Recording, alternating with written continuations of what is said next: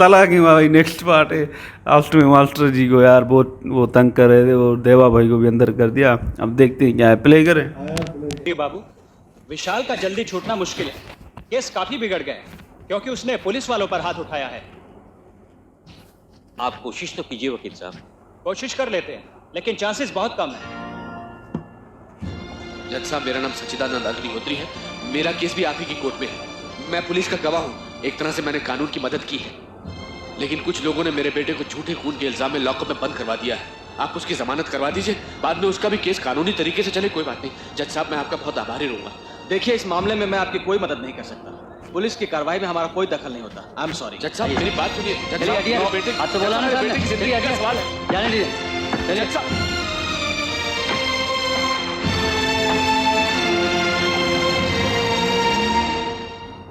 आपने इस तारीख में केस को कितना तोड़ा है ये मुझे मत बताइए। मेरे बेटे नागेश को लॉकअप के अंदर आज पूरे 13 दिन हो गए हैं। यहां मेरी आत्मा पर बोझ बढ़ता जा रहा है क्योंकि मैं ही उसे मार मार कर पुलिस स्टेशन तक ले गया था।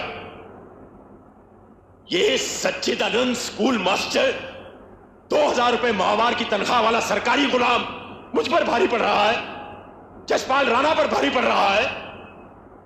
एक लड़की के अपहरण का चश्मदीद गवाह बन गया है, ये जानते हुए भी कि उस लड़की को मेरे बेटे ने उठाया था। मामूली सा मास्टर चश्मदीद गवाह, जिसने ये सब अपनी आंखों से देखा है, मास्टर सच्चिदानंद अग्निहोत्री। कामले साहब, नागेश को 2 घंटे के लिए लॉकअप से बाहर निकालो, और यह बात सिर्फ तुम्हारे खास लोगों की जानकारी में होनी चाहिए। और आज रात के लिए मास्टर जी की सिक्योरिटी हटा दो। अब ये नया क्या है, कुछ मुझे भी तो बताओ।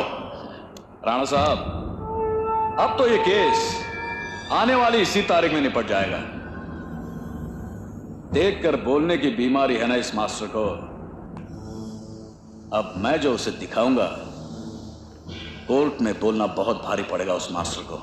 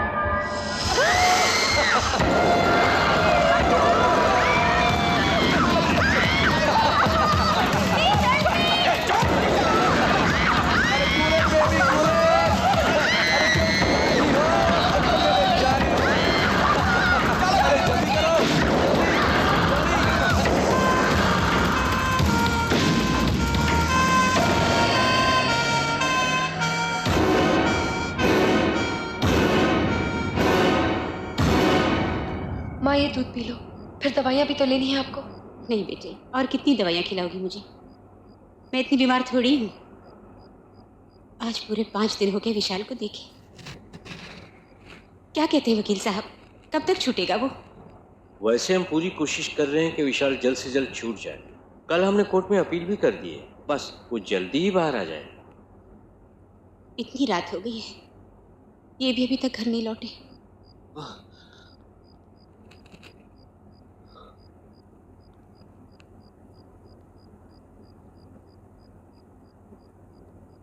हाँ? हाँ? क्या हुआ? नमस्ते। नमस्ते नेहा। नमस्ते बाबूजी। कैसी है बेटा? ठीक हो?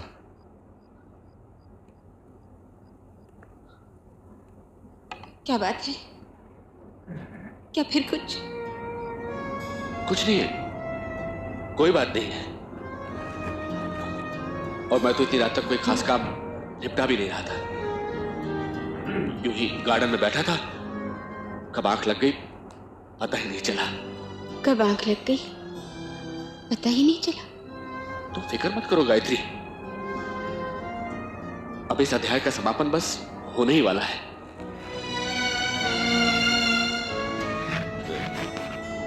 कल कोर्ट की तारीख है ना? सब ठीक हो जाएगा।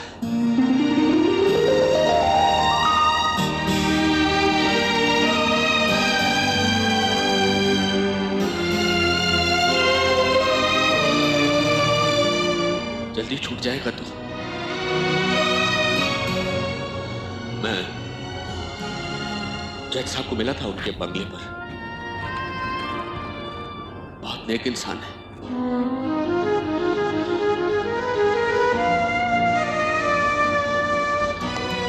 मेरे केस का फैसला तो आज की तारीख में हो जाएगा। उसके बाद मैं तेरी जमानत के लिए बहुत दौड़ भाग करूंगा। अब तो अच्छे अच्छे वकीलों से मेरी जान पहचान भी हो गई है। तेरा केस मैं किसी अच्छे वकील को सौंपूंगा।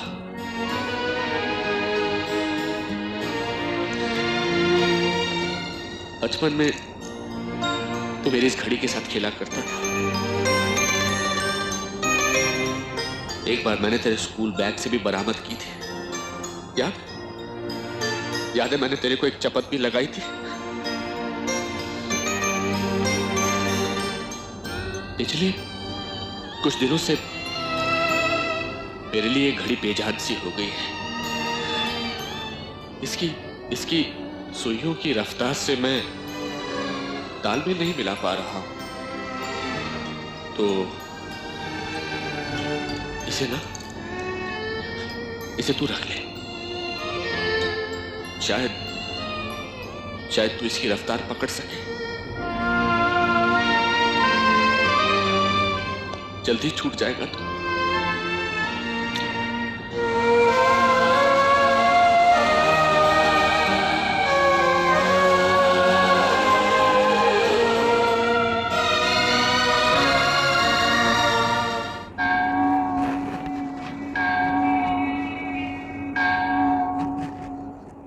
मास्टर जी, आज कोर्ट की कार्यवाही के लिए मानसिक तौर पर आप पूरी तरह से तैयार हैं? हाँ, मैं पूरी तरह से स्वस्थ हूं और तैयार भी। आप कार्रवाई शुरू कीजिए। मिलॉर्ड, ये रही पैनल ऑफ डॉक्टर्स की रिपोर्ट। इस रिपोर्ट के बारे में मैं कुछ देर के बाद बात करूंगा। मिलॉर्ड, इस सच्चाई से इनकार नहीं किया जा सकता कि एक गवाह को अदालत की कार्यवाही में ज़हनी तौर पर परेशान होना पड़ता है। कानून के हाथों कोई गलत फैसला ना हो, इसलिए अदालत में कुछ मुद्दों को बार बार दोहराना पड़ता है, छेड़ना पड़ता है।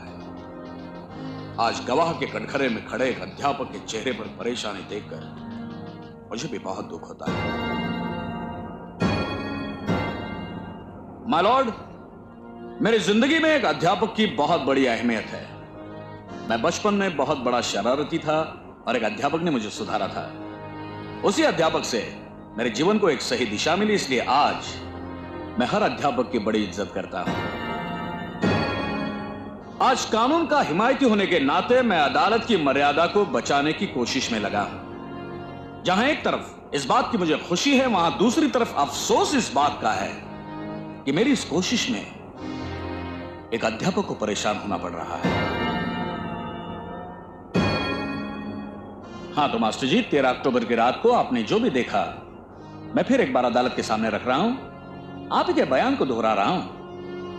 तो 13 अक्टूबर की रात को 11, साढ़े 11 बजे आप वर्ली नाके के 3 बत्ती चौराहे से गुजर रहे थे। आपने एक लड़की की चीख सुनी। आपने देखा कि कुछ लोग एक लड़की को उठाकर पुलिस जीप में डालते हैं। उन लोगों में से आप नागेश राणा को पहचानते हैं। आप उन्हें रोकने के लिए आवाज भी देते हैं, लेकिन आपकी आवाज उन लोगों तक नहीं पहुंचती। लेकिन ऐसे कैसे हो सकता है कि उस लड़की की चीख आप तक पहुंच पाती है और आपकी आवाज उन लोगों तक नहीं पहुंचती? नहीं, इसकी भी एक वजह थी। आप ने बताया था और बिल्कुल दुरुस्त था। आपको याद है? मैं बताता हूं।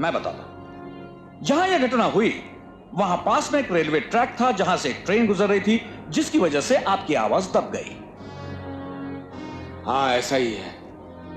हाँ, तो ये आपने 3 बत्ती की बाईं तरफ से, यानी कि चित्रा सिनेमा के पीछे की रोड जो वर्ली नाके की तरफ जाती है, वहां ये घटना देखी। मतलब आप वर्ली नाके से काफी दूर खड़े थे, टैक्सी स्टैंड की दाईं तरफ। यानी कि आप जहां खड़े थे उसके पीछे उस चौक का मशहूर हनुमान मंदिर था। मैं ठीक कह रहा हूं ना? आप हनुमान मंदिर के सामने ही खड़े थे ना?